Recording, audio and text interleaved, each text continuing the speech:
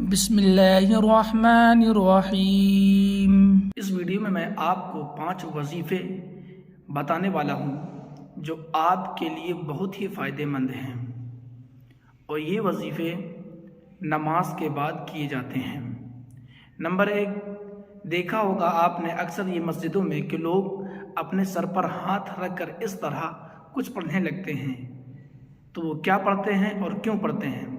तो पहले आप ये समझें कि वो नमाज के बाद अपने सर पर हाथ रख कर 11 मरतबा या कवियो पढ़ते हैं। इसके पढ़ने का फ़ायदा ये होता है, वो इसलिए पढ़ते हैं कि आपकी जो भूलने की बीमारी होती है वो दूर होती है और क़ुव्वत हाफ़िज़ा मजबूत होता है इंशाअल्लाह। और दूसरा वजीफ़ा नमाज के बाद ये है कि आपने ये भी देखा होगा कि कुछ लोग दिल पर हाथ रख कर पढ़ते हैं। तो वो क्या पढ़ते हैं और क्यों पढ़ते हैं, किस वजह से पढ़ते हैं?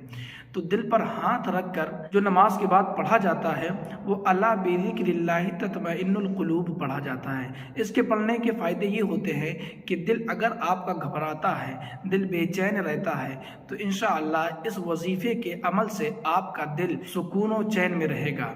और तीसरा वजीफ़ा ये है कि बहुत से लोग अपनी आँखों में इस तरह रख कर पढ़ते हैं। तो वो क्या पढ़ते हैं और किस वजह से पढ़ते हैं? तो आँखों में नमाज के बाद 11 मरतबा या नूरू पढ़ते हैं।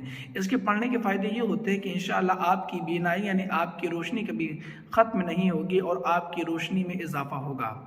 और चौथा वजीफ़ा ये है कि नमाज के बाद अक्सर ये देखा जाता है कि लोग उंगलियों में कुछ पढ़ते हैं।